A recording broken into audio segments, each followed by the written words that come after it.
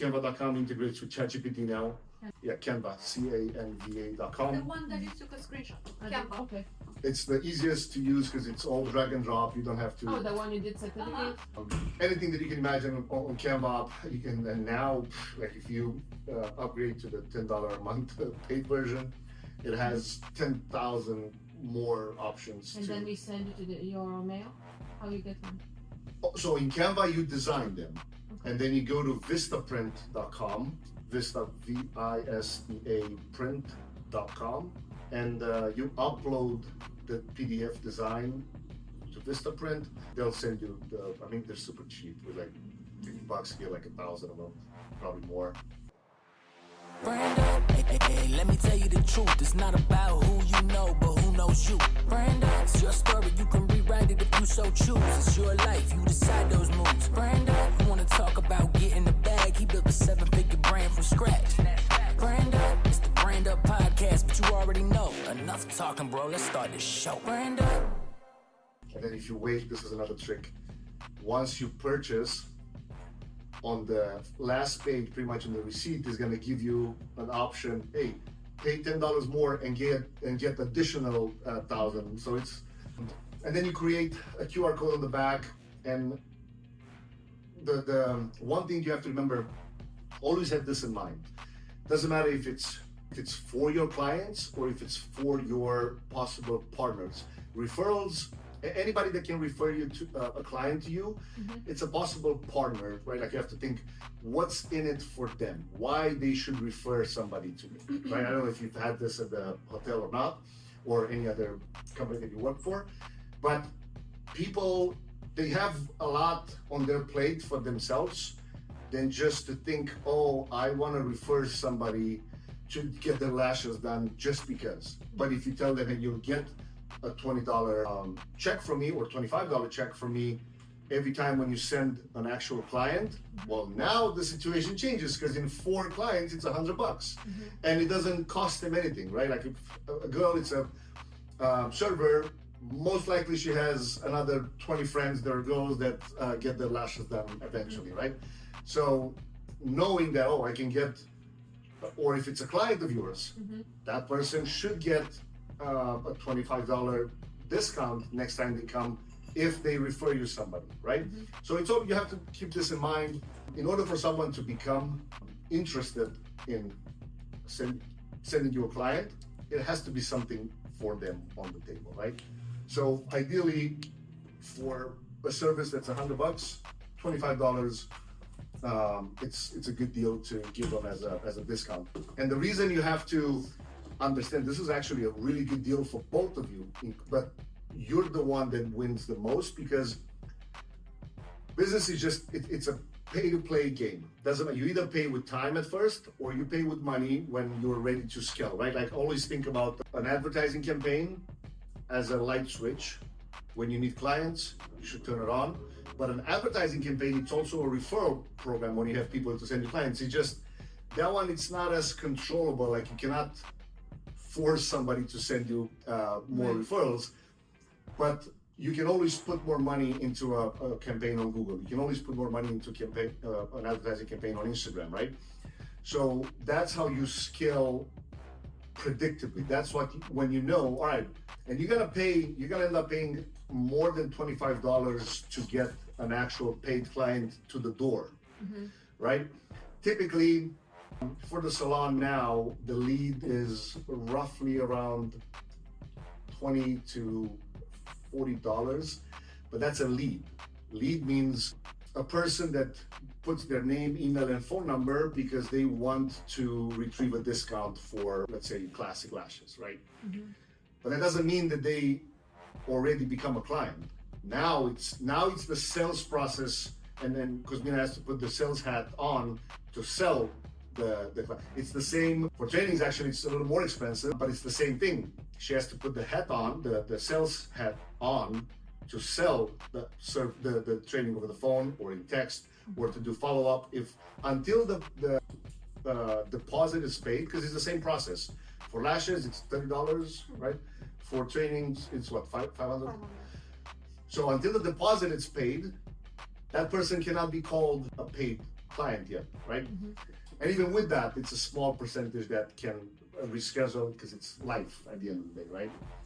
So understanding the reason that I started, typically for a while I was beginning with ads and all the tech stuff, but after a while I realized, well, a lot of people are going to be afraid to spend money at first on advertising campaigns. But when you think about, well, you go tonight and have a dinner, if you have a business card with you and then you realize you have a good report with the server, what does it cost you to give her a business card and say, hey, you know, I actually do lashes, or you can even compliment, right? It's always about report. The first thing that you said when you clicked on the ad, you said, well, she responded, and then the second thing you said, and she had my accent. That you don't realize now, but that's the first report in your mind that you related to her a little more than if somebody that didn't have an accent, right? It's the same thing when, like, you know, the server comes and at the table, you know, they take your order, and you'll realize if the server is trained to sell, they have to find a way to relate with you. I don't know if you remember 3 weeks ago when we were at the Earls, the guy that came said, oh, I remember you guys, you've been here a few times. No, first he asked, is this your first time here? And we said, oh no, we come here all the time. And then his response was, oh, actually now that I remember, I've served you guys a couple times and you were at the other table. Who knows where, at what table, right? Like, but he knew, he was smart to bring back the fact that, like, you try to relate with us in a way that now you let your guard down, right? Like now it's not, because even though you go to the restaurant, they still have to sell you. They have to push a dessert. They have to, hey, can I bring you, you know, do a refill of your wine or whatever. It's all sale. Us people, we hate to be sold to, but we love to buy. It's just, we have to find a way to get the guard down of the person that we're trying to sell. And then the easiest way to do that is to build rapport. So in theory, depending how expensive or how high the price for whatever you're selling is, you need anywhere from 5 all the way to 12 touch points that increase the rapport of the between the two people talking. You said first she responded well, so you were impressed. Second was the accent. You don't realize, but that one, it's actually, it probably replaced 3 to 4 touch points because now you felt more like home, more like with someone that's already kind of. My home is different. No. I mean, you felt at ease because you almost felt like, oh, somebody's gonna understand where I'm coming from or whatever, like, you know, things like that. Then I can't remember exactly what else you said. So then you talked of the phone a couple times. Advertisements, and the way she was talking on the Instagram. Oh, you went on Instagram after? Absolutely. So, and then you watch any of her stories? Absolutely. You saw the dog at some point in the story or no? Yeah, when you're home. Right? So, again, you probably don't realize now, but because you used to have a dog, especially as pet owners, the moment you see somebody, like you put 2 people that sell the same thing. I'm a pet owner. One of the people that sells the service, it's not a pet owner, and the other one is. 80% chances more I'll buy from the one that's a pet owner. It's because I relate. Oh, he gets me. She gets me. Like whatever. It's just the way that the brain works.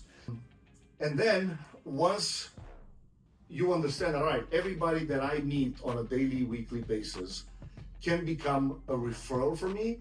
Now you understand, all right, what's in it for them? So $25 if it's a coupon for someone that doesn't come at my salon, or somebody that does come, it'll just be a discount, which is even better for you, right? Because again, we pay per lead $20 to $40.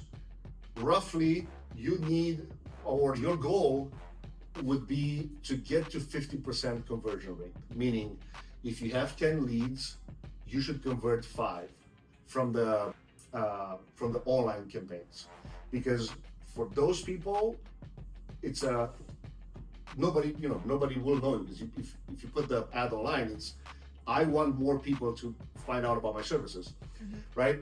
You do it on Google is based on the search intent, but you go to Instagram is based on social interactions, and then you have to make an offer so good that somebody has to stop, right? Do you use Instagram on a daily basis, or you do? So from this point on, understand why you stop when you stop, because we all do this. We just like scroll, and then eventually you'll stop. Somebody puts something in front of you that you'll stop. So write down what stops you, like tonight or tomorrow when you're Instagram. Write down at least 5 to 10 times when you stop. Why did you stop? And then try to replicate that when you post for your business, right? I'm always a big fan of not reinventing the wheel. What does that mean? When you do your market research, you look, I'm assuming the plan is to do this in Cape or close to Boston. No, we'll see. I'm not attached to anything, so if I will decide Boston, I do it Boston. But I mean, to begin with, I should do at home or close to home. Okay. So no, the reason I'm asking is when you do the market research there, it's going to be a lot different than if you do it here, right? Because it's, again, at first you look at the top 5 competitors. Maybe you don't have 5. Maybe you only have 1 competitor that's really in the proximity, right? If that's the case, it's even better. I shouldn't say necessarily it's even better, but you have to look at, is this person offering just lash services, or it's a salon that does hair and does this and does that, and they do also lashes, right? Because that would be almost like an indirect competitor. You'll have to, if you really want to take it to another level, you'll go there and pay for a service to see what the flaws are. You can look in the reviews. Typically, don't read like the 5 stars, read the 3 stars and below. Those are the actual issues that the company have, because it's hard to milk a 5-star, like a legit 5-star review from a person. Of course, you have to ask, but if somebody has a bad experience, trust me, they will go online and leave a bad review. So this is also to keep in mind for the future. If something does happen, let's say you have a bad day, and because you have to understand, you cannot make every person happy or like 100% fully happy. It's just the way it is.